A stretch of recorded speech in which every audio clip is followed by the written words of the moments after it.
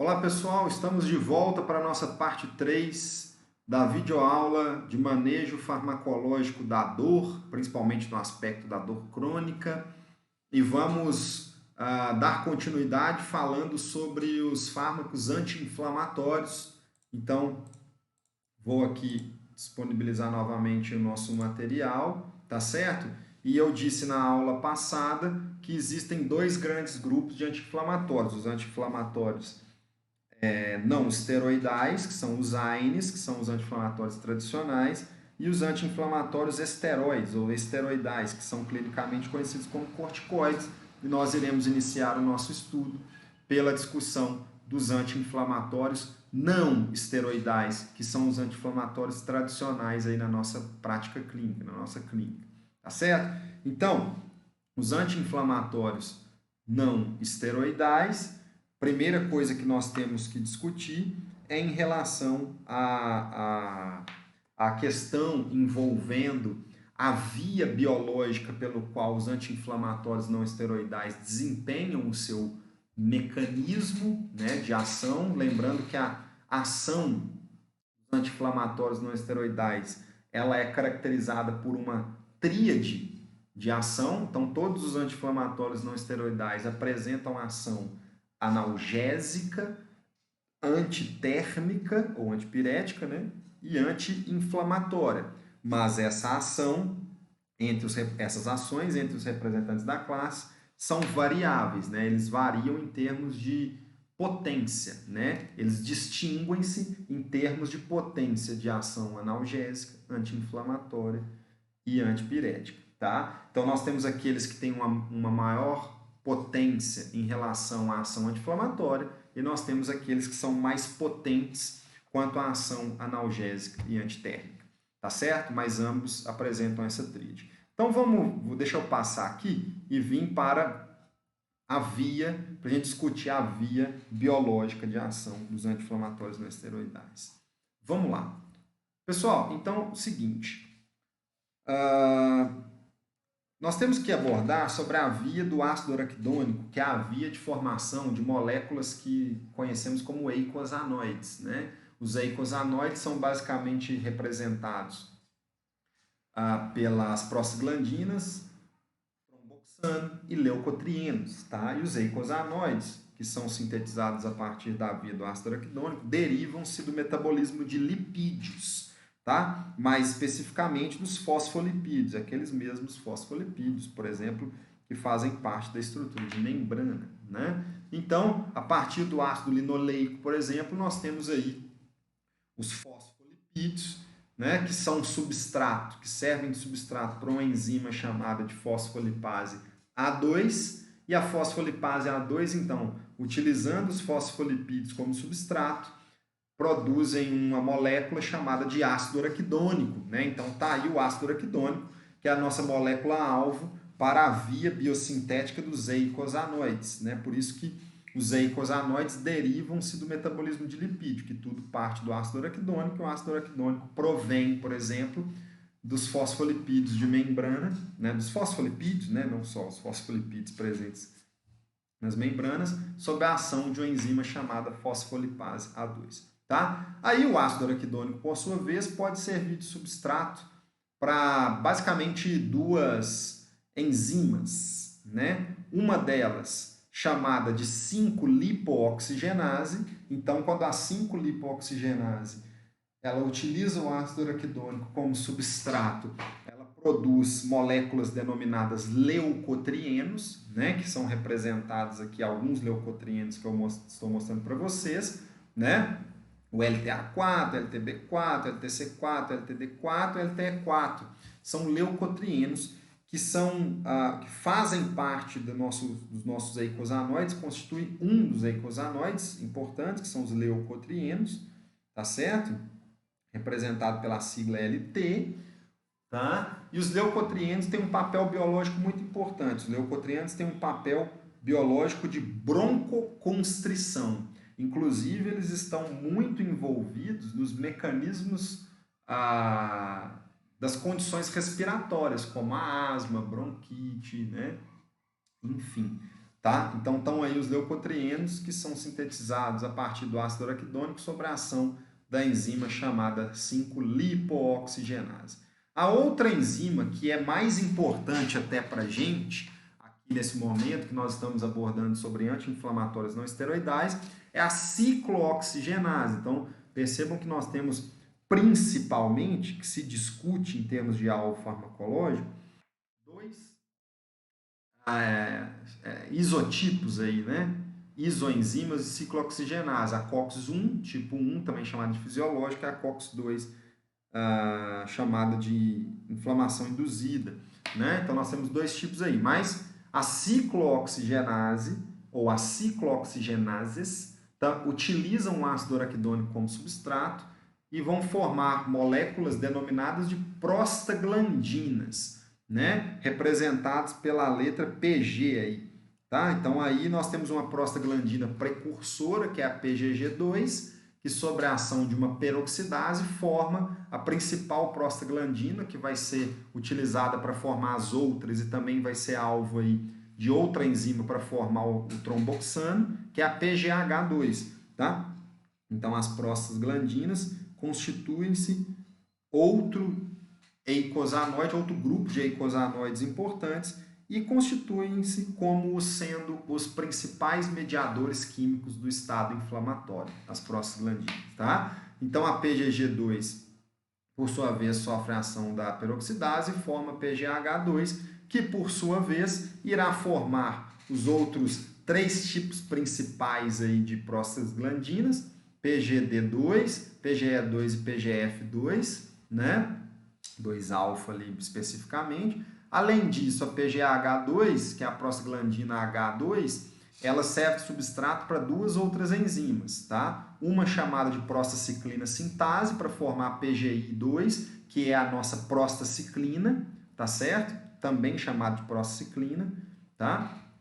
E a PGH2 serve de substrato para outra enzima chamada tromboxano sintase, no qual ocorrerá aí a síntese a partir da utilização de PGH2 como substrato, a síntese de tromboxano, né, que é o nosso TXA2. O tromboxano é o nosso outro tipo de eicosanoide, tá certo? Que é representado aí pela sigla TXA2. Qual que é o papel biológico do tromboxano? O tromboxano está envolvido na agregação de plaquetas, tá? Então, se ele está envolvido na agregação de plaquetas, ele está envolvido nos processos de hemostasia primária, que é um mecanismo utilizado, por exemplo, que tem a função, por exemplo, de estancar uma hemorragia, de formar o tampão de plaqueta. Então, o tromboxano ele tem um papel de coagulante endógeno e atua no mecanismo de coagulação, auxilia no mecanismo primário de coagulação, tá certo? Então, aí estão os nossos três eicosanoides, três grupos de eicosanoides. Vamos lá, leucotrienos, tromboxano e prostaglandinas, tá certo? Todos eles, todos os eicosanoides, então, sintetizados a partir das vias do ácido araquidônico, sendo que os leucotrienos são sintetizados a partir do ácido araquidônico sob a ação da enzima 5-lipooxigenase. Já prostaglandinas e tromboxano são sintetizados a partir do ácido araquidônico pela ação da enzima, inicialmente da enzima ciclooxigenase. Tá certo? Por que é importante conhecer essa via? Primeiro, para mostrar para vocês os eicosanoides, né? Leucotrieno, prostaglandinas e tromboxanos. Segundo, para falar para vocês que os principais mediadores químicos do estado inflamatório são as prostaglandinas, tá? E terceiro, porque os anti-inflamatórios não esteroidais desempenham a sua ação biológica, que vai culminar numa ação analgésica, antitérmica e anti-inflamatória, devido à inibição, tá certo? Devido à inibição da ciclooxigenase. Então, o que os anti-inflamatórios não esteroidais fazem? Inibem a enzima ciclooxigenase. Quando a enzima ciclooxigenase é inibida, não há formação, então, de prostaglandinas e nem de tromboxano, porque são moléculas derivadas do ácido araquidônico sob a ação da ciclooxigenase, tanto A1 quanto A2. Tá certo? Então, os anti-inflamatórios não esteroidais são inibidores das ciclooxigenases, tá?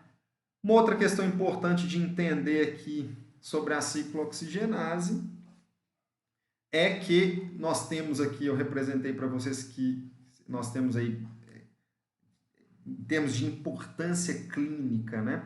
Dois tipos, né, de ciclooxigenase, a tipo 1 e a tipo 2. Nós temos também a COX-3, tá? Mas farmacologicamente ela não tem uma importância como a 1 e como a 2. Então a ciclooxigenase é representada pela sigla COX. Então nós temos a COX-1 e a COX-2 e nós temos que entender a diferença dessas duas, porque os anti-inflamatórios não esteroidais são categorizados segundo o seu perfil de inibição de ciclooxigenase.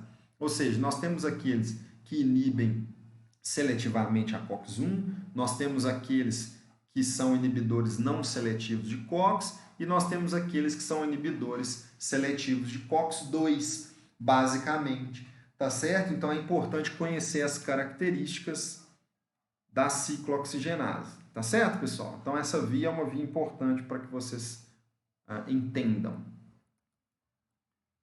Bom, aqui é só para mostrar para vocês a importância da ciclooxigenase na homeostase e na inflamação, ok? Alguma ação das prostaglandinas aí. As prostaglandinas basicamente apresentam ação vasodilatadora, então elas estão envolvidas com essa questão dos vasos sanguíneos, né?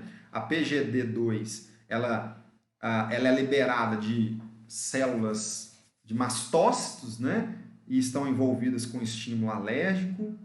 A PGE2 promove vasodilatação, sensibilização de nociceptores, disparando o estímulo de dor, e também está envolvida com estímulos no centro regulador, tá certo? A prostaglandina I2, que é a prostacyclina, né? Presente no endotélio vascular, ela promove vasodilatação e inibição da atividade plaquetária também, assim como o tromboxano, que é o nosso TXA2, que está predominantemente em plaquetas, promove vasoconstrição e agregação de plaqueta, hemostasia primária, ativa os mecanismos hemostáticos primários, né? Então isso aqui são duas moléculas, dois eicosanoides que estão envolvidos no equilíbrio do fluxo sanguíneo normal, né? Então são algumas ações de prostaglandinas aí para vocês terem uma ideia da importância, né? Fenômenos de vasodilatação, fenômenos alérgicos, fenômenos de estímulo de dor. As prostaglandinas também estão envolvidas no controle da temperatura corporal, né? Depois eu vou mostrar para vocês em relação à ação antitérmica aí dos anti-inflamatórios não esteroidais, tá? Então, essas são as diferenças dos dois tipos de ciclooxigenase, tipo 1 e tipo 2. A COX-1, ela é uma ciclooxigenase que é denominada de constitutiva ou fisiológica, ou seja, as prostaglandinas formadas a partir da ação da COX-1 são prostaglandinas envolvidas no papel fisiológico, normal, né? na questão de homeostase, tá? Como citoproteção gastrointestinal, agregação de plaquetas, basicamente envolvendo tromboxano, e auxílio da função renal, que são três importantes papéis aí, tá? Já a COX-2, ela é denominada COX-inflamação induzida. Por quê? Porque a sua expressão, ela eleva-se com a inflamação já instalada, né? Então, as prostaglandinas produzidas a partir de COX-2, formadas a partir da ação de COX-2, estão mais envolvidas, prostaglandina e tromboxano, né? Estão mais envolvidas nos mecanismos inflamatórios, no disparo do estímulo de dor, no aumento do set point para a elevação da temperatura. Então, daquelas manifestações caracterizadas especificamente com a inflamação. Isso é importante porque quando nós temos um bloqueio seletivo de COX-2, por exemplo, por alguns representantes anti-inflamatórios, nós temos então uma ação anti-inflamatória mais potente, porque se eu inibo seletivamente uma enzima, um tipo de COX, que é a COX-2, que que está mais envolvido com a síntese de prostaglandinas que participam quase que única e exclusivamente do estado inflamatório, então o seu bloqueio caracteriza uma potência anti-inflamatória maior, tá certo? E já o bloqueio de COX-1, principalmente o seletivo, está mais associado com efeitos adversos, manifestações adversas, como transtornos gastrointestinal, né, devido à não formação dessa citoproteção gastrointestinal aqui, que é desempenhada por prostaglandina, né, fenômenos hemorrágicos, porque nós não teremos aqui uma efetividade da agregação plaquetária, porque tanto prostaglandinas quanto o tromboxano estão inibidos, e a função renal vai ser comprometida, pode ser comprometida também, porque as prostaglandinas têm uma ação de auxílio de função renal, ok? Então, tá aí a justificativa de que porque o uso irracional de anti-inflamatórios não esteroidais, principalmente aqueles inibidores não seletivos de COX, podem acarretar em quadros clínicos como gastrites e úlceras pépticas, né, fenômenos hemorrágicos e insuficiência renal e disfunção renal. Tá certo? Bom, aqui é mais específico, né, falando da função. Então, a COX-1 ela é chamada de constitutiva e a COX-2 inflamação induzível, né, induzida por inflamação. Tá certo? Então, olha lá, ó. A COX-1, que está basicamente envolvida com a síntese de prostaglandinas de ação fisiológica e também do tromboxano, TXA2, né? Então, o TXA2 ó, tem função de ativação plaquetária, de vasoconstrição, né? A PGI2, que é a prostaciclina, e a PGE2 tem ação no endotélio vascular, proteção da mucosa gastrointestinal, estão envolvidas com a dinâmica da vasculatura renal, a PGE2 também envolvida na broncodilatação e função renal, assim como a PGD2, né? A prostaciclina também presente no endotélio vascular, né? E a COX-2 está mais envolvida na regulação aí, de processos inflamatórios, inclusive tem uma importância grande na questão da regulação de algumas condições cardiovasculares, do músculo cardíaco, depois nós iremos discutir sobre isso, né? Então tá aí, ó, as principais ações, né? A COX-1, né, que nós temos aí prostaglandinas, né, envolvidas em endotélio, mucosa estomacal, células renais. Então, o bloqueio da COX-1, como é uma COX fisiológica envolvida com a ação com a formação de prostaglandinas de ação homeostática fisiológica, o bloqueio da COX-1 está mais relacionado aí, claro, considerando o uso irracional, com efeitos adversos, como distúrbios gastrointestinais, distúrbios hemorrágicos, disfunção renal. Tá certo? Já o bloqueio seletivo, né, mais específico, mais seletivo aí, de COX-2, está relacionado com o manejo mais, digamos, mais robusto do processo inflamatório. Então, são aqueles fármacos que têm uma potência anti-inflamatória mais robusta, né? Por quê? Porque a COX-2 forma prostaglandinas basicamente voltadas para mecanismos envolvidos no estado inflamatório, como febre, migração celular, aumento de permeabilidade vascular, rubor, perda de função, edema, né? Ok? Então, essas são as características importantes aí, tá? Bom, então, bloqueando a COX-1, nós diminuímos a inibição da COX-1 predominante por aqueles fármacos que atuam a nível de COX-1, nós diminuímos a síntese de tromboxano e diminui, consequentemente, a atividade plaquetária. Diminui prostaglandinas renais, promove vasoconstrição renal, diminui filtração glomerular, né, e diminui ali toda aquela dinâmica hemostática glomerular. Tá? Diminui síntese de PGI2, que é a prostaciclina, e também de PGE2 no trato gastrointestinal. Isso diminui a formação daquela camada de citoproteção gástrica, então aumenta a secreção gástrica, promove disfunção e lesão da mucosa devido à a esse impacto do suco gástrico direto nas células da mucosa, e isso da mucosa gastrointestinal, e isso promove erosões, ulcerações e quadros hemorrágicos. Tá? Então, o bloqueio firme, forte, só de COX-1 está mais associado com fenômenos adversos, né? Com reações adversas aí. Tá? Beleza?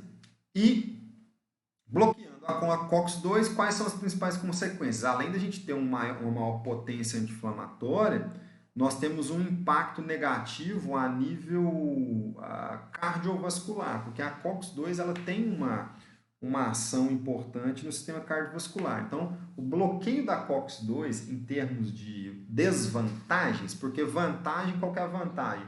Maior potência anti-inflamatória e tendência a menores reações adversas. Mas o paciente está mais propenso à trombose devido ao desvio do balanço protrombótico e antitrombótico, né, desempenhado pelas prostaglandinas envolvidas com a COX-2, e perda do efeito protetor na isquemia do miocárdio e infarto agudo do miocárdio.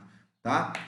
Então, olha lá, se eu inibo seletivamente a COX-2, eu aumento a síntese de tromboxano e diminui a síntese de prostaciclina, né, que é a PGI2. Então, ocorre ativação plaquetária, vasoconstrição e aumenta o risco de trombose. Né? Então, com isso, tem a perda do efeito protetor da regulação superior da COX-2, o que pode levar a isquemia, né, por bloqueio, por obstrução de vaso sanguíneo coronariano e infarto agudo do miocárdio. Né? Além disso, se eu inibo seletivamente a COX-2, eu diminuo prostaglandinas renais também, diminuo vasodilatação, diminuo filtração glomerular e diminui o antagonismo à vasopressina, isso promove retenção de sódio e água, gera edema e pode agravar, por exemplo, a insuficiência renal e a insuficiência cardíaca congestiva. Então, qual que é a contraindicação de inibidores seletivos de COX-2? Basicamente, pacientes que têm algum impacto renal maior e que têm alguma condição cardiovascular, um cardiopata, né, que tem insuficiência cardíaca congestiva, tem propensão, tem um aumento, um risco cardiovascular elevado, então essa é a contraindicação básica. Tá bom? Então, mais informações sobre o bloqueio da COX-2 aí, né, e as consequências, né, os prostanoides responsáveis pela homeostase vascular, TXA2 e PGI2, né, estão aí envolvidos nessas consequências, principalmente cardiovasculares, né, o TXA2, produção, que é o tromboxano, produção acionada pela ativação plaquetária, mediada por COX-1, então nós temos agregação plaquetária, vasoconstrição, proliferação do músculo liso vascular, e a prostaciclina, que é o principal produto das células do endotélio, mediado pela COX-2, inibição de plaqueta, vasodilatação potente e inibição da proliferação do músculo liso vascular. Então, tanto tromboxano A2 quanto a PGI2, que é a prostaciclina, estão em um fino balanço, né? Devem estar em um fino balanço, né? De modo que a deficiência de prostaciclina, mediada pelo bloqueio de COX-2, predispõe a aterogênese. A produção aumentada de tromboxano, né, está inclusive reportada em pacientes com angina instável, com dor torácica e outras condições, também estão associadas aí a esses impactos negativos cardiovasculares. Então, a contraindicação de fato do uso de inibidores seletivos de COX-2 são os eventos cardiovasculares. Tá certo, pessoal? Bom, vamos aqui finalizar essa nossa aula, né? E vamos continuar em uma nova videoaula, né? Em uma próxima videoaula, abordando sobre os anti-inflamatórios não esteroidais. Bons estudos e nos vemos em uma próxima videoaula. Tchau!